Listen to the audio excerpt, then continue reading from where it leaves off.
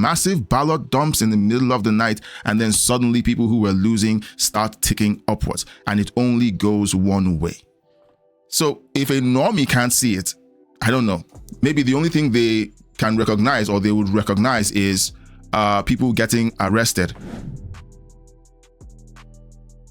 Ladies and gentlemen, on Thursday night at 9 p.m., Trump is going to go on national television to tell the American people, he's going to tell the American people a few things about the 2020 election, and he's bringing in Kash Patel, the CIA director, and the acting DNI with him. Now, those aren't people who you bring to just talk about regular paperwork.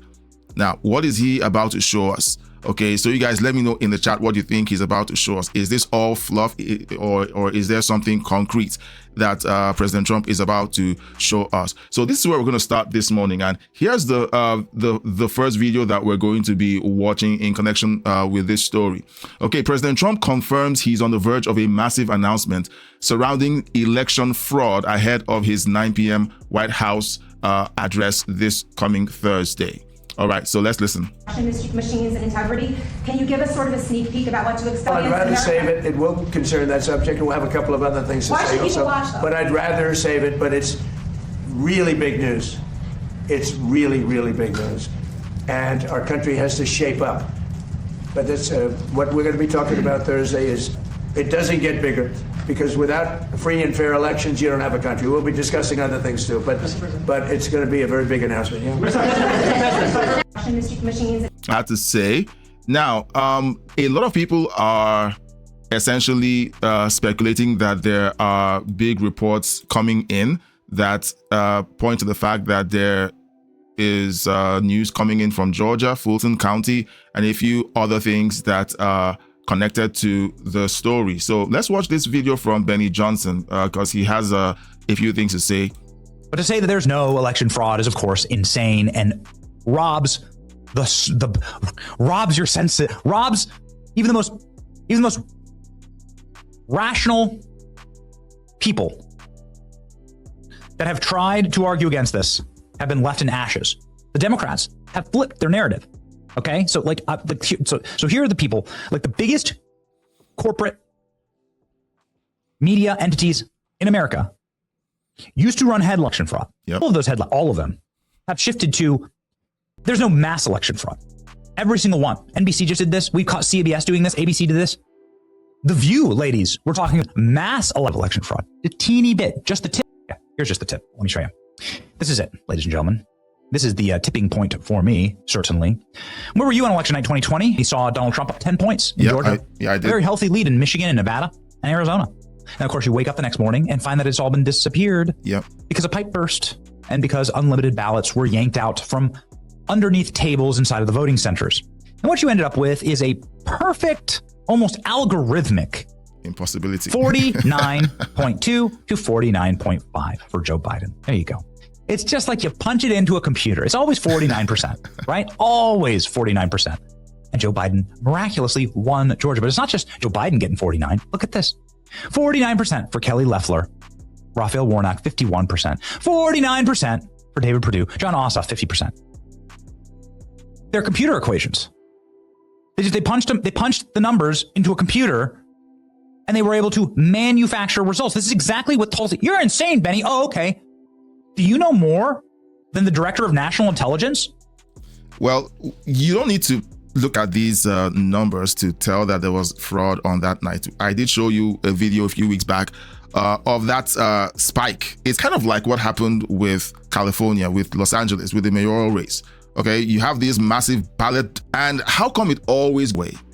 So President Trump is essentially going to be giving a press briefing on Thursday night, and we're going to find out exactly what's going on with the elections. Now, the Democrats right now are trying to head this off at the pass to claim that Trump is trying to rig the midterms by essentially signing the America Act.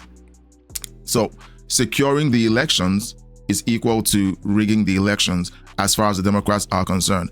Are they telling us something without telling us something? Are they telling us something that that we should know? Win unless there's massive allowance for them to cheat with these massive ballot dumps, or by having illegals vote during elections. We already have reports that illegals have been voting and that they've been caught. A few of them have been arrested already and prosecuted. Yet the Democrats claim that there's no truth to the allegations that illegal aliens are voting in American elections. So let's see. All right, let's see how that goes on Thursday. Right. Okay, in the chat, Gardening says, we have all seen the proof. I want this proof that the normies proof. And that's for me, if I'm in the shoes of a normie, okay, look, there's already enough proof out there for anyone who styles themselves as a normie to see and to understand that the election was stolen. But they see this proof. I don't know whether it's just the narrative surrounding the 2020 election or the fear that was sown during that season that essentially told you that if you questioned the elections, that you were an election denier or you were partaking in a conspiracy theory. I don't know if that's what was, like what's going on in the heads of a lot of normies.